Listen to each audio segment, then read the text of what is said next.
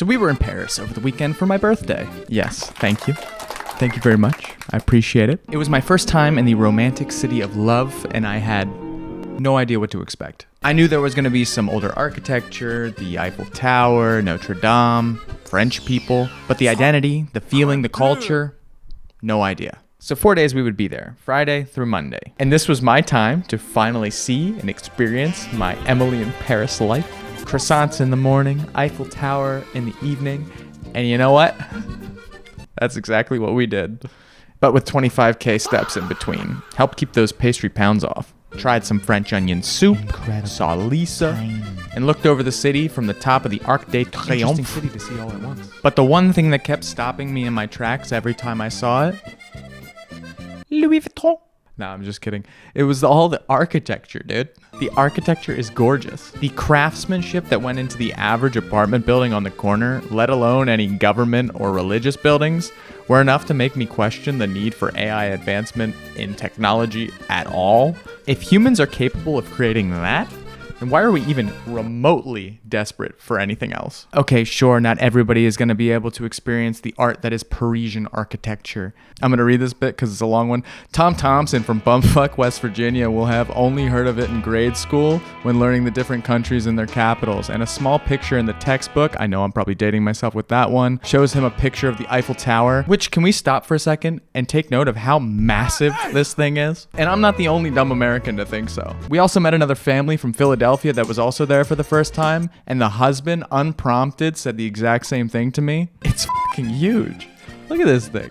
Jesus. Anyways, not to be cliche, but it really started to make me wonder, what about AI art, other than its ability through complex algorithms to create the perfect image, makes it come even close to what humans can do? I think that's always the argument everybody's trying to make. It's like, what can humans do better than AI?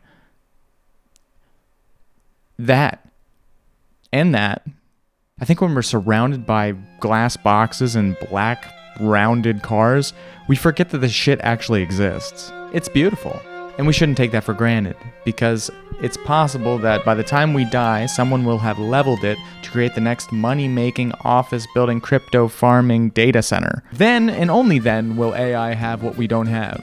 An archive of Parisian building pictures, diagrams, and 3D models. Ones we can see through our VR headsets or our Ray-Ban AI Meta glasses while we're shopping at Whole Foods and talk to our e-partners. Because she gets me better than my wife ever did. Speaking of e-wives, while sitting in front of the Eiffel Tower, this has nothing to do with e-wives, the amount of entertainment souvenir slop that was going on all around us was maddening.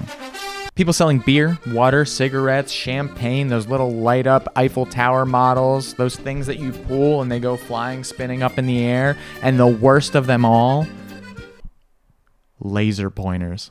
Bro, these iPad kids, when they got in range of the Eiffel Tower, they just immediately evolved into laser pointer kids, because every single time that I looked up at the side of the Eiffel Tower, there's just like massive green dots, just Beyblade fighting. And then when the kids got bored, people's eyes. Right into the eyes of the people here that are with their families for their one vacation of the year. Little Braxley, lack of empathy in the eyes, parents sucked into their own algorithm, just blinding people for sport. There was such a need to sell things or entertain people, even with this huge monument, this iconic piece of human engineering just towering over you on the beautiful summer night in Paris. At some point, I turned to Linda to try to complain about all this stuff, but for some reason in the middle of my complaint, I just simmered out a little bit. And I thought to myself, maybe this is just how people enjoy themselves. Maybe, while my way is definitely the best way, it might not be theirs. And that's okay. If you want to film a TikTok in front of the Eiffel Tower with your friend because it makes you happy, knock yourself out. If you want to solely look at the monument through the screen of your iPhone in the background of your selfies, sure, go ahead. Who am I to judge if you're enjoying yourself and creating a moment that you're hopefully going to remember for a very long time? But if you hand your kid $5 to go buy one of those f***ing laser pointers, ban them. Ban them all. Every child that gets caught shining one of those things into the eyes of a passerby, the parents should be condemned to the same fate but 5 times as worse. March them down to the Place de la Concorde and bring back that guillotine. Strap them. That was my trip to Paris. Thank you for watching.